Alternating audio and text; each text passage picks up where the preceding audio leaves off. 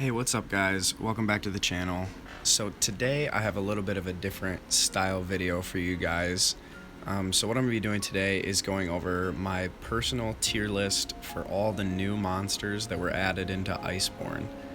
Just a disclaimer, this is my personal opinion, so if you don't agree, that's totally fine. And I'm a little biased towards certain monsters that I've been a fan of for a long time, so just bear with me and I hope you guys enjoy. So here's the list. We're going to be ranking them from worst to best, starting with the trash tier and then moving up to below average, average, above average, and great monsters. Starting off from the bottom in our trash tier, we have Barioth, Shrieking Legiana, and Namiel. So Barioth, a lot of people don't like him because he's fast, he hits hard, he doesn't really have a lot of time in between attacks for the hunter to attack back. He gives Ice Blight, which is always really annoying. He just has generally pretty bad hit zones. He's a pretty cool concept, but was just poorly executed monster.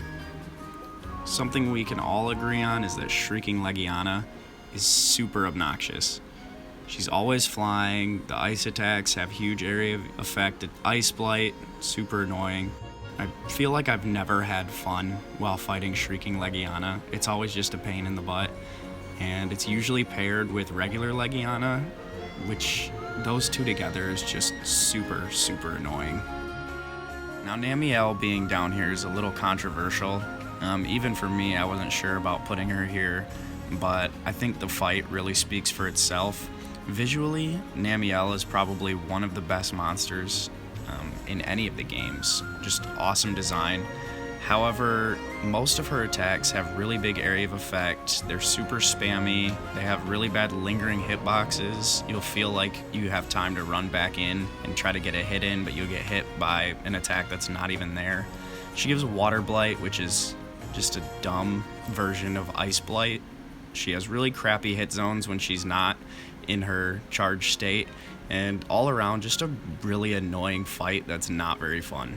So this now brings us to the below average tier, where we have Banburo, Beatotus, Black Veil Valhazak, Nightshade Palumu, and Seething Basilgoose. So as far as Banburo goes, he's basically just a pushover Devil Joe.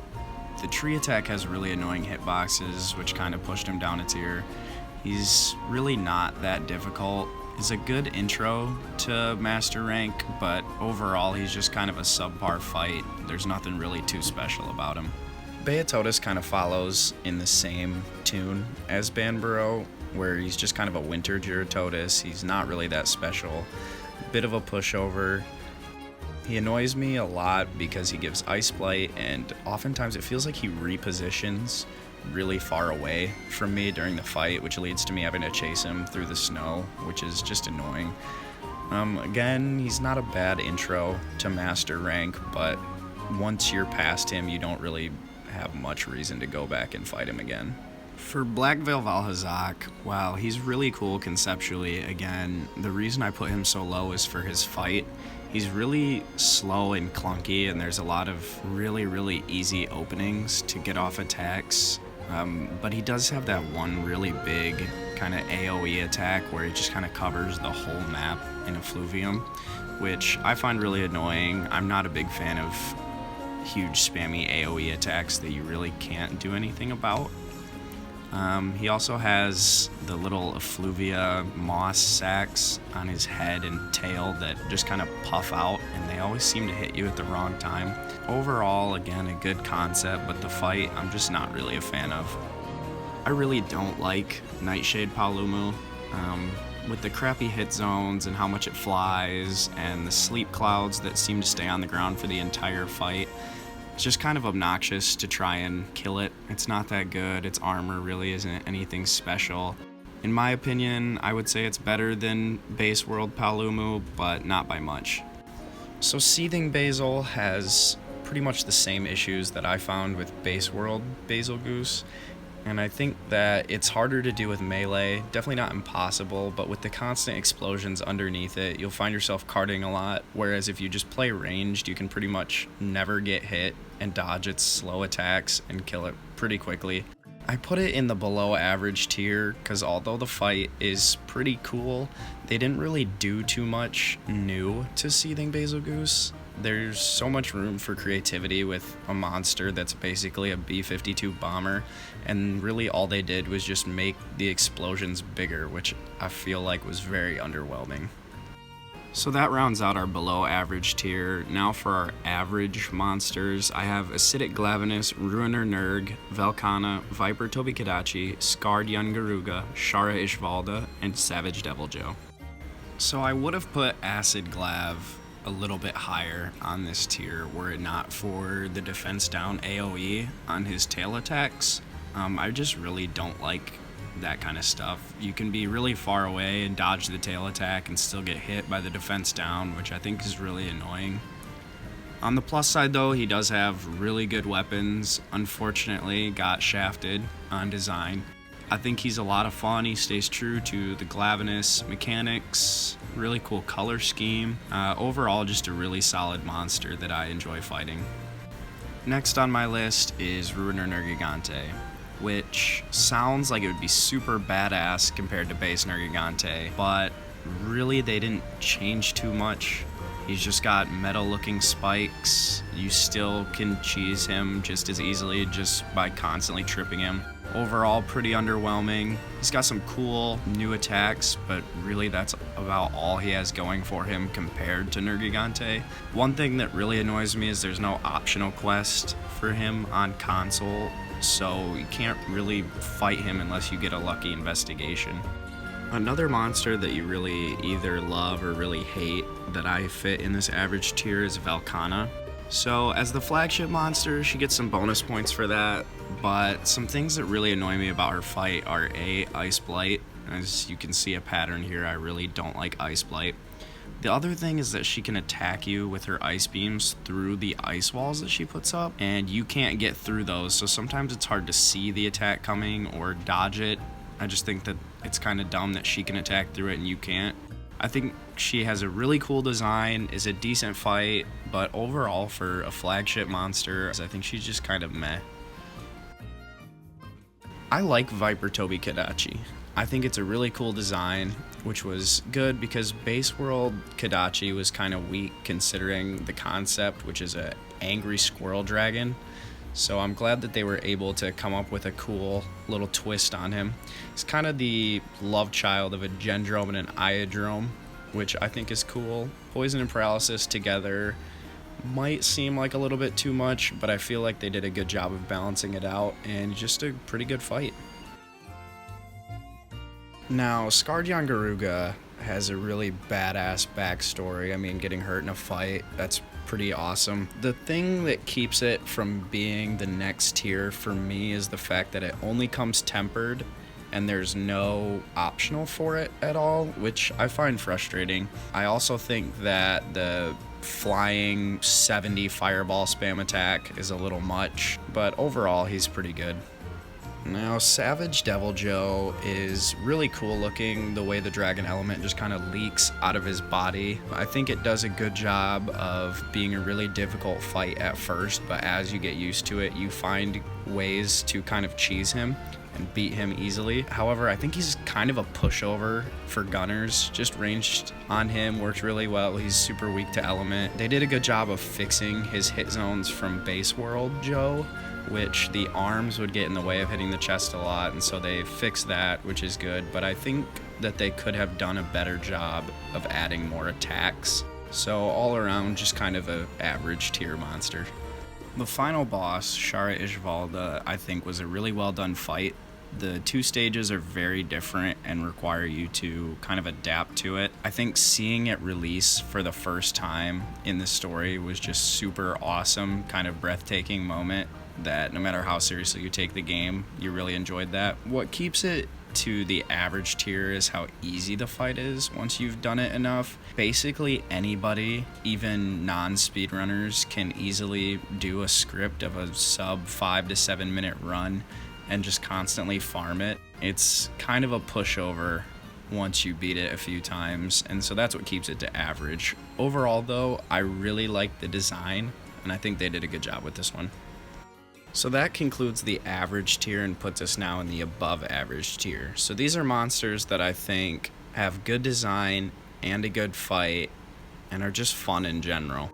So in the above average tier we have Brachydios, Fulgur Anjanath, Glavenus, both Metal Wraths, Tigrex, Brute Tigrex, and Yangaruga.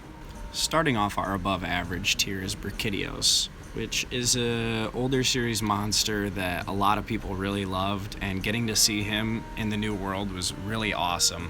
I think he's a well-balanced fight. He's got a good wall, but once you learn him, can be a really fun fight. He's got a really sleek design. I think overall he's just a really good, like, upper mid-tier monster to fight. Fulgur Anjanath, I think, is probably one of the coolest ways they could have reworked Anjanath. It looks really great graphically. It's got some dope new moves, and the charge state with the crackling of electricity is just so awesome. I think he's a really fun fight, pretty similar to base Anjanath, but I like the design so much that I've put him in this above average tier. Glavenus has been a monster that I've really liked since he was released in the older games. I never actually got a chance to fight him, but I always thought he was so cool, and so when he was added to World, I was just super excited. I think the fight is great in the same way that Acid Glavs is great, obviously, but I feel it feels like a dance at certain times, rolling through tail attacks to strike back and just going back and forth. It's a really good fight that I thoroughly enjoy. Again, he got totally screwed over on weapon designs, Rip Greatsword. I think his music theme is really awesome. It's one of my favorites in all of World, and so I'm just super stoked to have him in this game. When it comes to Silver Rathalos and Gold Rathian, I was really glad to see that they had made their way into Iceborne, as they're just classic monsters to this series, and I feel like they were really well executed as good endgame-esque monsters in the Guiding Lands. They've got some awesome new moves that really set them apart from the base World Wraths, and as well as their weaknesses to different elements from Dragon, so it kind of forces you to use different weapons or elements than what you would have typically used against the base Wrath family. I think from Gold Rathian's weapons being meta, and how good the Silver Rathalos armor is for different elemental weapons, that they really had a lot to offer, and I'm glad that they were in the game. Tigrex is just a classic Monster Hunter monster. A lot of people, when they think of Monster Hunter, their first thought goes to Tigrex. He's a huge fan favorite, and I think they did a really good job of fitting him into World. He's not quite as easy as he was in the older games where the slow turnarounds led to easy head snipes, but there's still good ways to lock him down. For my personal preference, I think his charge attacks are a little too spammy for him to be in the great tier, which is why I left him down here in the above average tier. Now, as far as Brute Tigrex goes, in my opinion, I find him to be much more fun than regular Tigrex, because the fight is super well balanced in the fact that his roars will really punish you if you don't react properly, but if you do, they leave really big openings for great damage, which is just a lot of fun, and I was really glad to see him in World. Oh man, Yangaruga. This is one of my all-time favorite monsters in the entire Monster Hunter series. It was the first ever armor set that I fully farmed in Freedom Unite, and I just was super psyched to see him come to World. They did a great job of adding him in, and he just is a really good fight. He gives us the best single armor piece in the game with his leggings. He does a good job of, again, being a really difficult fight at first, but as you get it down, farming the armor and just farming his weapons, it's a fight that you really grow to love, and it's pretty easy to see why he's such a big fan favorite. So Yangaruga wraps up our above average tier, and now we move into my 4 personal favorite monsters that have been added to World in Iceborne. So here in the great tier we have Coral Poke Poke, Ebony Odogaron, Nargacuga, and Zinogre. Now, for me, it was really easy decision to put Poke Poke up here. I mean, how do you take a monster that's already a fan favorite and make it better? That's exactly what they did with Coral Poke Poke. The colors play really well with his kind of chameleon bird design, and they fit perfectly into his locale in the Coral Highland. I think it's a good thing that he's a more challenging fight at first than normal Poke. Of course, late game, he's super easy to come back and fight, but with how early you take him on in this story, I think he laid out a really good challenge, and I think just is an all-around great monster. Just when you thought Odogaron couldn't get any more badass, Capcom gives us Ebony Odogaron. His awesome coloration, Dragon Element, Epic Rage Mode, and new moves all culminate into the perfect combination of speed and death. His fight is awesome, and his new moves make it slightly more challenging to learn than the original Odogaron fight, but once you get it down, it is actually such a fun fight. I think all of those things combined are what makes Ebony Odogaron the top tier monster. Nargacuga, the classic Black Panther pseudo-wyvern, a fan favorite since his release in Monster Hunter Freedom Unite. This is my personal favorite monster in all of the series, so I am a little bit biased. But I just love his fight. His theme is the best, in my opinion. His roar is the best, in my opinion. And his fight is just so cool. From the sound of his tail hitting the ground to the slinging of the dagger feathers off of his tail, I just really can't think of anything in the game that's more fun to fight. All around, totally awesome, top tier monster. Last, but certainly not least, Zinogre. Do I really even need to say why this guy is a top tier monster? I mean, come on. A giant blue and gold thunder wolf that can control electricity? That's just sick. I think his fight is extremely well balanced, as he hits very hard and has a lot of quick attacks, but also has a lot of different animations where the hunter has a chance to fight back and deal some damage.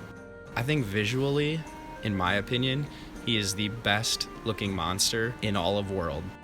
And when you combine those things together, you obviously have a top tier monster.